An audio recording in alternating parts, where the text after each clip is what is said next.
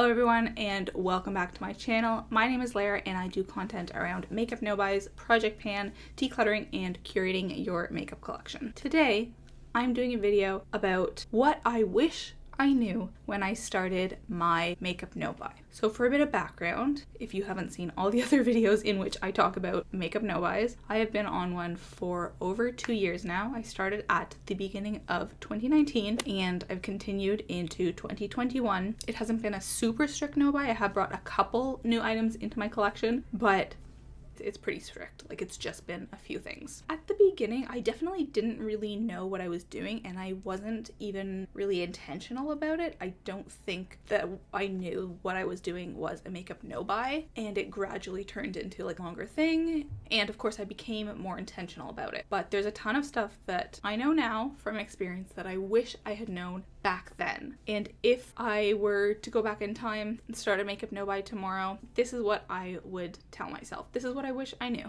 So let's hop into it. Now, if I had been a bit more intentional with this no-buy, if I had done my research first and, really decided January 1st, I'm not going to buy makeup, then maybe I would have figured out some of these things. But a lot of these are really, I think, things you can only learn from experience. So for anyone who is considering doing a makeup no-buy, I hope that this is helpful for you. And I hope this encourages you to go on your makeup no-buy journey, makes you better equipped to deal with it than I was when I started mine. All right, so the first thing that I would do is inventory everything. I would go through my entire collection, make sure I was familiar with every single item. I would write down what I have. I would put categories for each item, make an actual list: blush, 15, bronzer, 4, like whatever the numbers are, so that I actually know what I have in my collection. Unfortunately, because I wasn't intentional with my no-buy, I didn't really do this. I was just like slowly trying to work through products because I knew I had too much makeup and I didn't actually know what the full extent of that was. I've lived in a couple different places, so I've sort of kept makeup in a couple different places. Like sometimes when I went off to school, brought a bunch of my makeup with me, but I left some at home at my parents', that kind of thing. So a lot of the time I had makeup in multiple places, which of course that's going to lead to you not actually knowing the full extent to what you have. And even once it was all in one place, I had 2 different dressers with makeup on it, as well as a bunch of makeup in my closet. And let me tell you, that closet makeup, I was not familiar with it at all. Like, this was, I think, for the most part, makeup that I'd never touched. And then also in one of my dressers, in one of the dresser drawers, was a bunch of new makeup as well. So there was just like so much that I had all over the place and I didn't know the full extent of my collection. I do have some pictures of what that looked like, but I wish I had more data. And the main reason is to have comparisons. I wish I was able to compare my makeup collection now to what it was then, because I feel like I'm familiar with way more items now than I was, but I didn't know what I had back then and I was always reaching for the same products. So much of my makeup never got used. The only thing that I have the before, I think, is my mascara collection. I did a mascara decluttering video about halfway through 2020 and I counted and I had 40 mascaras. I think that's the most. I don't think that I actually decluttered any mascaras over the course of my no-buy, but I could be wrong. And that's the before. So I haven't recounted, but I've got to have like 30 now. Like, I've got to be down by at least 10. I wish I knew what my eyeshadow collection looked like before, because I didn't take any pictures, I didn't write that down or anything. I just slowly decluttered items, and I know that right now my eyeshadow palette collection consists of 9 palettes, but I think it was probably closer to 20, but I don't know for sure. And the same goes for all the other makeup categories. I wish I knew what I started with and what I had now. The second thing that I would tell myself to do is get rid of my declutters every year. I was collecting my declutters and my empties for a long time, and I had vague plans in the future to take them to a L'Occitane or whatever and recycle them, but I didn't actually end up doing it until I moved here. And so that was like over 1.5 years worth of empties that I took in one fell swoop. And I wish that I had actually done it every year after the first year and after the second year, because again, then I would have that point of comparison. And also I would be able able to make a video of like my year-end empties. I love watching those, and I feel like it would have been really rewarding. So I am doing that this year. I have learned my lesson and have all of my empties from, at the beginning of January, and I will do that going forward, but I wish I had that point of comparison rather than taking a year and a half worth of makeup empties altogether. Number 3, this is related. I wish that I had kept track of all of my empties and declutters.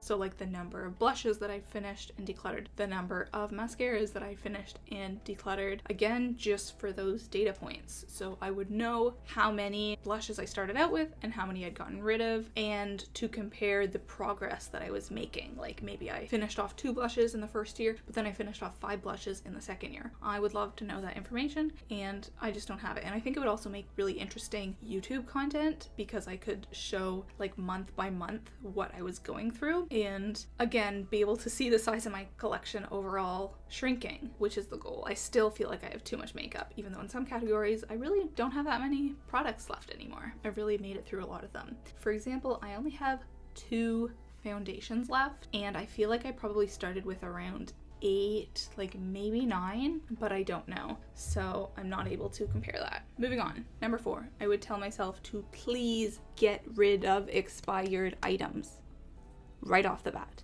right away. I have a pretty high threshold for expired items. I feel like unless things smell really bad, I'm usually okay with using them, or they're making me break out or something, especially with powder products. Probably had quite a few blushes for 5 years and I'm still using them. But there have been a couple items that, it's very obvious that they're expired. Recently, I decluttered a lipstick that was literally had a growth on it. It looked disgusting. I will insert a clip right here. And I actually knew I'd come across this lipstick a while ago, and I just hadn't bothered to declutter it for whatever reason. But I would tell myself, all those bad smelling items and expired products and weird looking eyeliners, just get rid of them right off the bat, so you don't have to deal with them any later. So your collection is already smaller, and you feel better for having made that change, and you feel like you've gone through a lot of makeup even though all you've done is gotten rid of expired product. Just get rid of them. Just make that space in your collection. Number 5 is to create rules, parameters of this makeup no-buy from right off the bat. This is actually something that I didn't do until this year, until 2021. I found it pretty helpful so far in terms of knowing what I can and can't buy. And I think I had sort of loose rules in my head last year. For example, I did buy quite a few skincare products, even though up until then I had been on a skincare no-buy, but I had gone through enough items. I had no more cleansers, I had no more makeup removers, that kind of thing. So I bought new products because I didn't have any. And having those parameters is super helpful for knowing what you will not allow yourself to do or to buy. Just really minimizes confusion in your head about feeling ambivalent about if you should buy something. If you have clear-cut rules, it's a lot easier to stick to them. All of those tips were from actually before you would go on a makeup no-buy. Once you're on the makeup no-buy, the first thing I would do is to use up your liquid and cream products first. Again, this is something that seems so obvious to me now, but at the time I didn't know that cream and liquid products go bad faster than powder products. For example, this Tarte foundation, I actually haven't had this, I've had it a long time. It's been, I think 2 years, but I have other products which are a lot older, and this doesn't smell great, which makes me think that it has expired despite not being that old. I think I had 1 or 2 liquid blushes, and I actually had to declutter them recently, within the past year, because they had gone bad. And I have quite a few blushes that are a lot older than that liquid blush, but I didn't know that I should be prioritizing use of that blush because it was liquid. So I would tell myself to, as much as possible, use up those cream and liquid products first, and then move on to the powder products, because those will stick around a lot longer. The next tip is to research within the beauty community the area that I am interested in.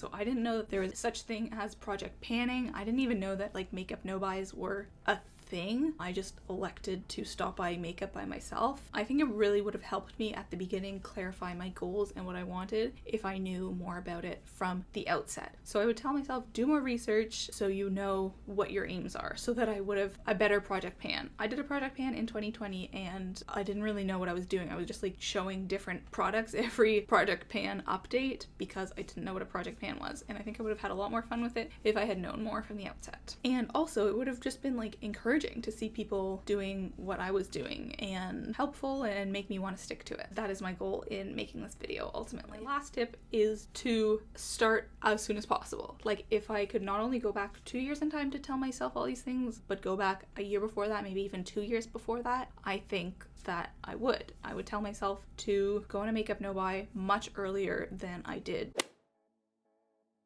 because then I would have ended up with fewer products that I feel like I have to declutter and pan that I don't like. I would have had a better relationship with makeup sooner. Before my makeup no-buy, my relationship with makeup I don't think was great, and it has really led to me experimenting more with makeup and getting to know what I like. For example, I did a cut crease today. I don't think it's great, but I don't think I would have tried that before, and I've just had to be so much more like creative because I'm working within strict parameters. I'm not buying new makeup, so I have to find ways to be creative with what I have, and I do wish that I had started earlier. So if you're looking for that sign, here I am.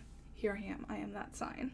I don't know what I'm doing with my hands. So those are my 8 tips if you are wanting to start a no-buy / the tips that I would have given myself back when I was starting. There's a ton of other things that I would have told myself, but I feel like I actually did figure out a lot along the way. For example, figuring out what I liked. I don't know if I would have figured that out if I wasn't on this makeup no-buy and, forced to be more creative within the limits of my collection that way. So all these things I did figure out, I just wish I would have known them sooner, but I found out with experience. For example, the set rules in place, I did that this year. I set makeup goals. I did a video about it here, and I decided which makeup products I'm actually not going to buy. I also did a video about that here. So I got there eventually. Yes, it's my 3rd year of my no-buy, and would it have been better if I had known this in the 1st year? Yeah, but we got there. So hopefully this video was helpful to you and encouraged you in some way. I always want my content to be valuable. Thank you so much for watching. Please give the video a thumbs up if you enjoyed it. Subscribe for videos every Saturday morning, and that's gonna be it for me. Thanks for watching. Bye-bye. I think I had my camera on the wrong setting, so pray for me that it looked okay and it still looks okay.